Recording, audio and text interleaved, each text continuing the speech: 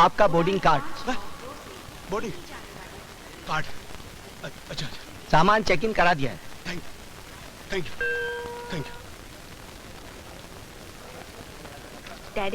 Daddy मैं और विजय एक ही कॉलेज में पढ़ते हैं और एक दूसरे से। समझ गया बेटी। बाकी सब कुछ तुम्हारे डैडी की नजरें समझ गई। सारे कॉलेज में तुम्हें सिर्फ यही मिला था हमसे मिलवाने के लिए। हाँ? बेटी इस उम्र तक पहुंचने के लिए मुझे भी जवानी से गुजरना पड़ा था। अच्छा है। Thank you daddy. बहुत अच्छा है, हमें बहुत पसंद है। हाँ। मुझे हमें अपनी बेटी की पसंद पर नाज है। Thank you. एक्सक्यूज मी, सुनिए। Yes? ये प्लेन कब उड़ेगा? बस थोड़ी देर में। थोड़ी देर में? टाइम तो हो गया ना। Relax please. Relax? How can I relax? You don't know how can I relax? क्या? Excuse me, that's my seat. Seat? Yes. Seat. Oh, आइए ना। Sorry, belt. आइए। Thank you.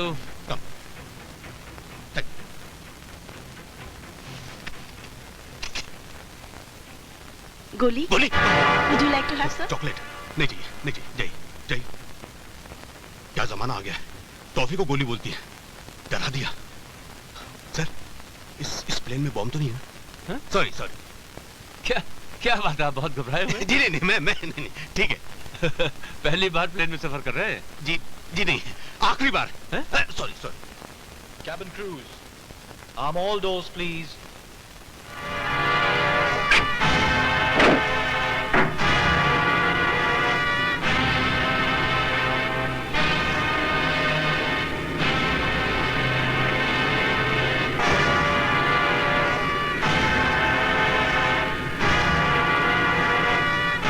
Station to take off, please.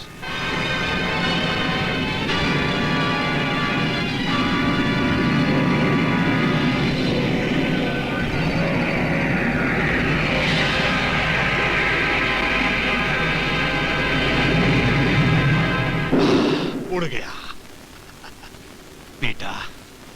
24 घंटे तो क्या, अब तू मेरे को 24 जन्म भी नहीं पकड़ सकता। क्या? ओह, सॉरी। अपनी जगह से कोई हिलेगा नहीं। Who are you? कौन हो तुम लोग? Hands up! Ladies and gentleman, हमें खेद है, हवाई जहाज में मामूली तकनीकी खराबी आ जाने के कारण हमें वापस बंबई हवाई अड्डे पर उतरना पड़ रहा है। यात्रियों से निवेदन है कि वो अपनी सुरक्षा पेटियां बांध लें। लेकिन यहाँ क्यों उतरना पड़ेगा? साहब रिलैक्स, सब ठीक हो जाएगा। No, I can relax. अरे भाई, ये तो अच्छा हुआ टेक्निकल प्रॉब्लम नहीं मालूम हो गई। टेक्निकल प्रॉब्लम तो दिल्ली में भी दूर हो सकती है साहब, दिल्ली में भी, यहाँ पर क्यों? Take it easy man, No, I can't take it easy.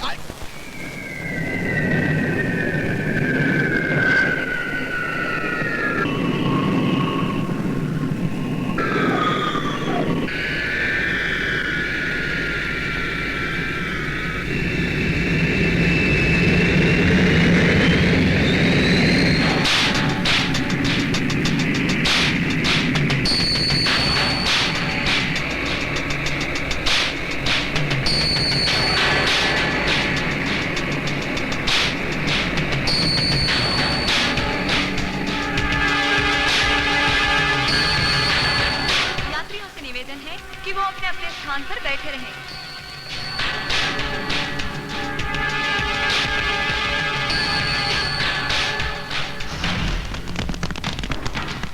खबर है, कोई हिलेगा नहीं। ये क्या है? ये क्या हो रहा है?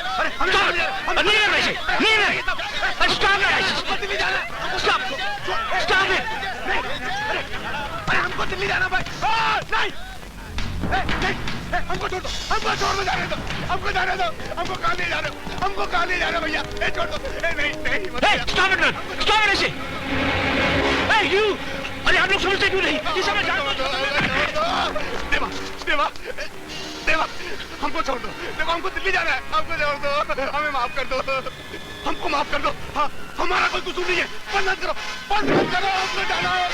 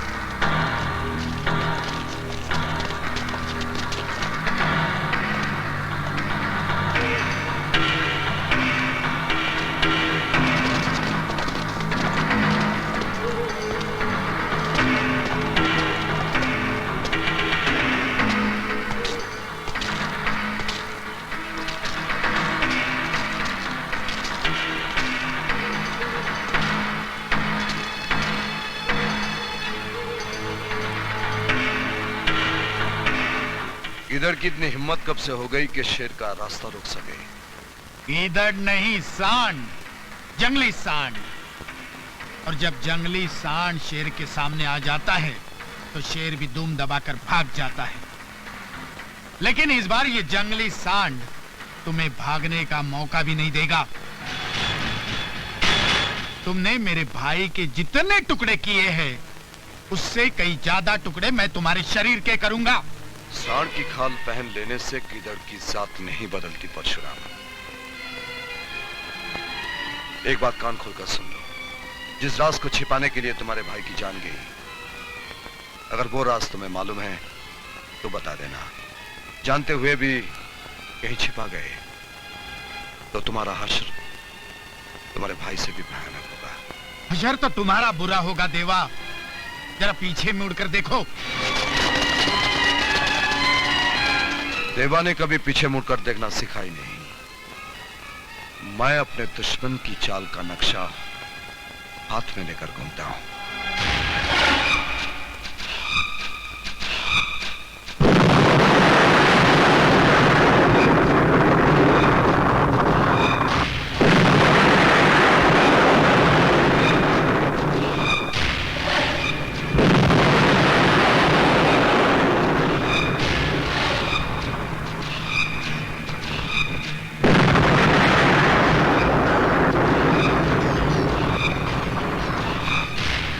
जो माचिस की तिली की आग में हाथ चला बैठते हैं, उन्हें सूरज की आग से हुक्का नहीं सुलगाना चाहिए।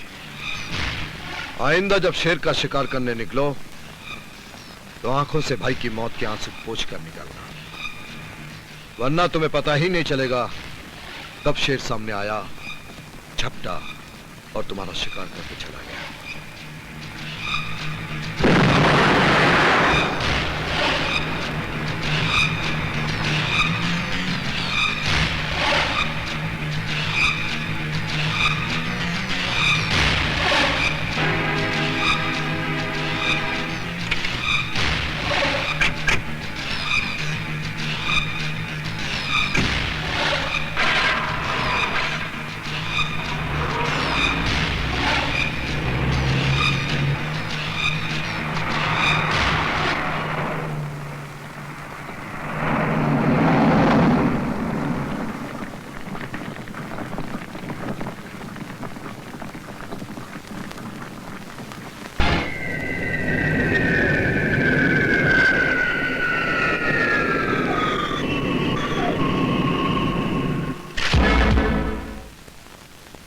ऑफिसर्स, मुझे माफिया डॉन देवा के खिलाफ दर्ज किए हुए हर नए पुराने बड़े छोटे केस की फाइल चाहिए।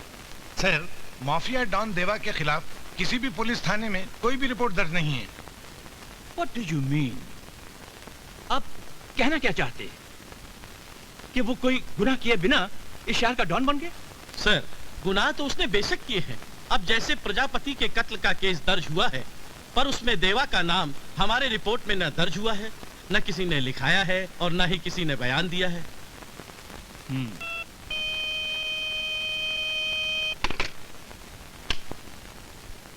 यस सर, आपसे एसीपी पाटिल मिलना चाहते हैं। हाँ, ठीक है, उन्हें अंदर भेज दो।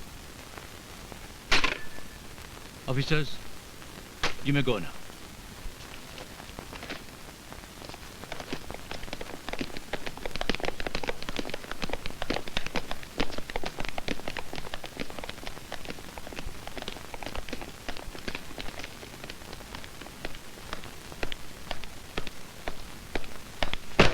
ACP Patil from Traffic Department, sir.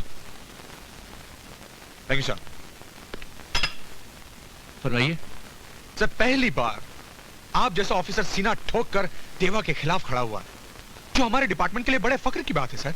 Thank you. लेकिन सर, जिस जमीन पर आप खड़े हैं वो सरकारी है। हमारी ये वर्दी भी सरकारी है, हाथ के ये हथियार और उसमें मौजूद कारतूस भी सरकारी है, सर।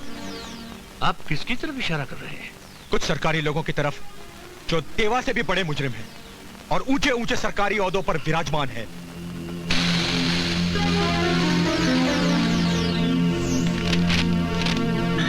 हकीकत जानने के लिए आपको देवा के पहले गुनाह की फाइल खोलनी पड़ेगी, सर। लेकिन जरा सावधानी से, वो फाइल ऐसा अलादीन का चिराग है जिसे छूते ही एक जिन निकल आता है, जो आपको अपनी वर्दी समेत उठाकर कहीं और अपनी ड्यूटी निभाने के लिए भेज देता है।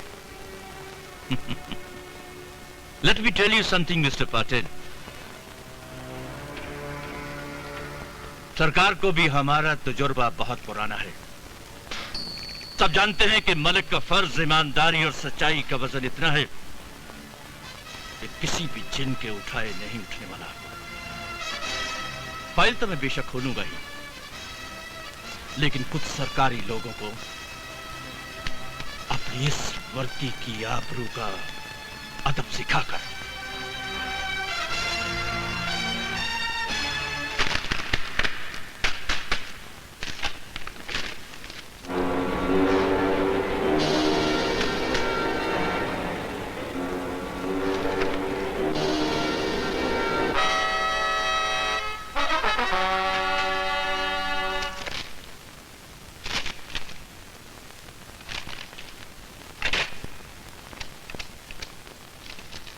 इंस्पेक्टर राणे, पता लगाओ कि आज से करीबन 18 साल पहले बॉम्बे पूना हाईवे पर एक पोल्ट्री फार्म हुआ करता था।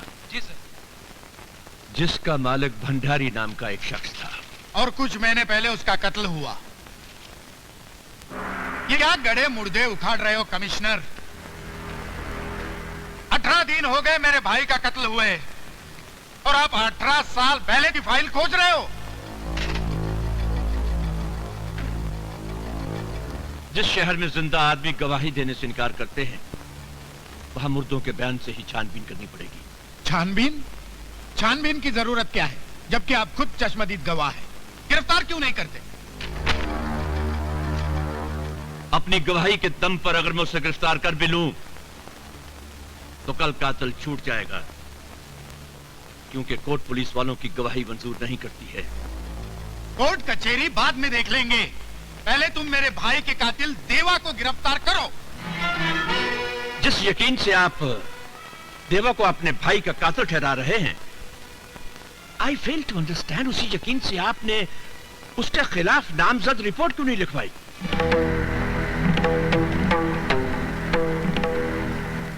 रिपोर्ट? इसलिए ये फाइलों का गोदाम बढ़ाने के लिए? पहले भी कई रिपोर्ट इन फाइलों में पड़ी सड़ रही है। क्या मेरे भाई का केस भी इन फाइलों में दफना देना चाहते हो? फॉर योर काइंड इंफॉर्मेशन, ये फाइलें सड़ नहीं रही हैं। ये फाइलें गुनहगारों की कहानियां हैं जिन्हें हम सुराग के लिए इस्तेमाल करते हैं। और ये बात मैं आप पर साबित करके रहूंगा इस फाइल से कि देवा के पहले गुनाह की डिटेल्स में यकीनन प्रजापति के कत्ल के पीछे कौन सा मकसद था।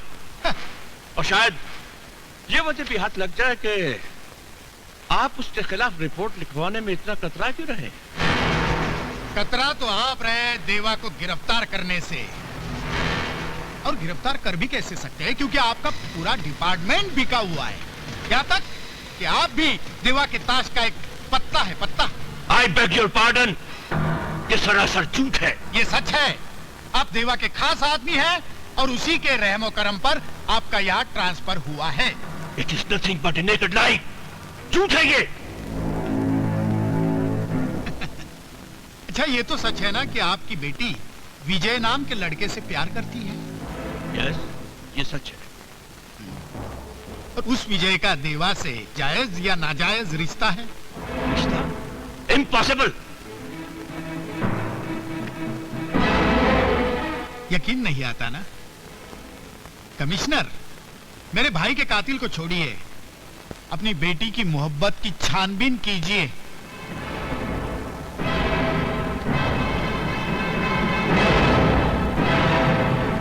प्रिंसिपल साहब, विजय का देवा से जायज या नाजायज क्या रिश्ता है?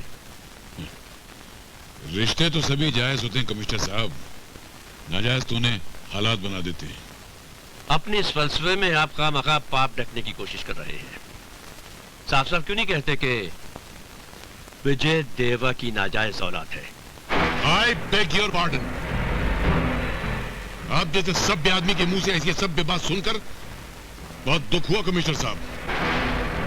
फॉर ए काइंड इंफॉर्मेशन, विजय अपने बाप प्रशांत कापरे की जायज औलाद है। देवा विजय का जायज मामा है